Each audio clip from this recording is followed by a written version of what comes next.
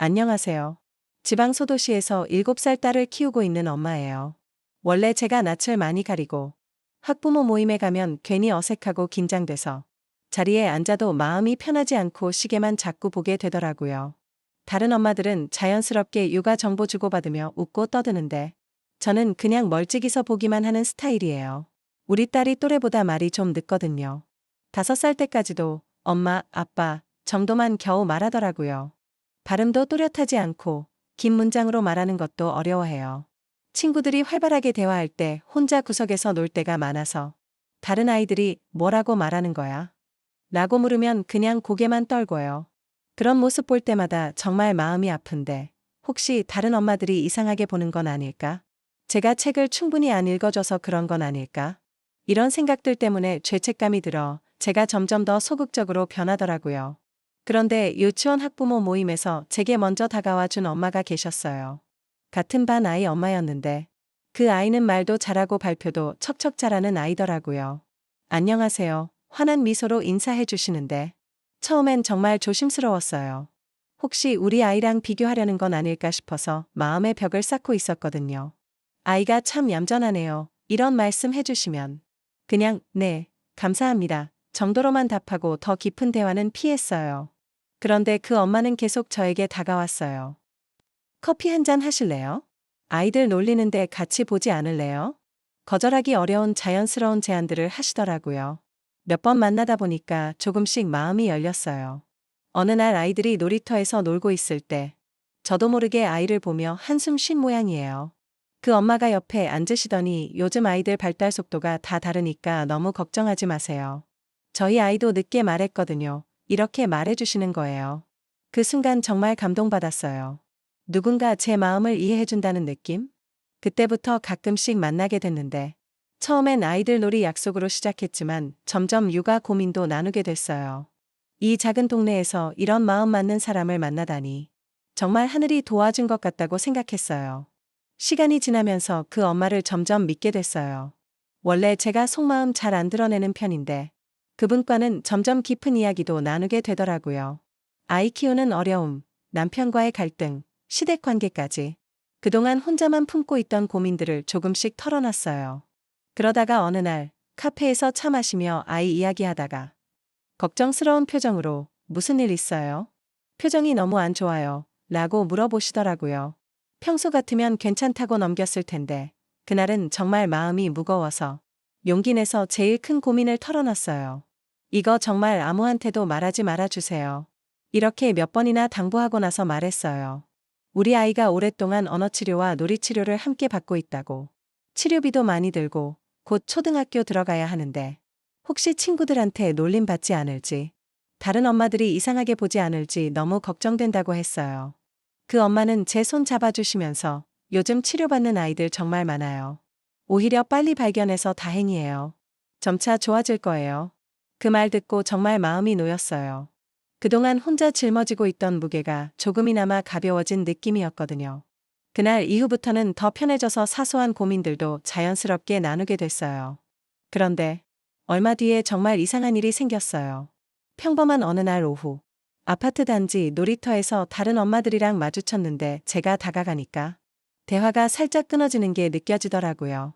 어색하게 인사 나누는데 한 엄마가 저보더니 아이 편식 심하죠?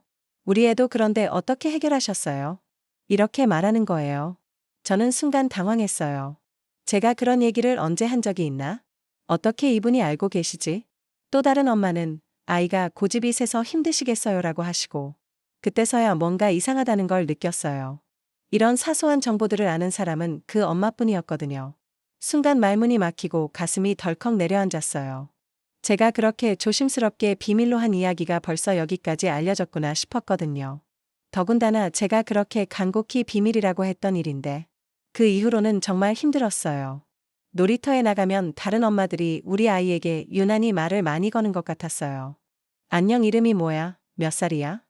아이가 대답을 잘 못하거나 발음이 불분명하면 괜찮아, 천천히 말해도 돼 하고 부드럽게 말해주시는데 저는 그게 왠지 동정하는 것처럼 느껴지더라고요.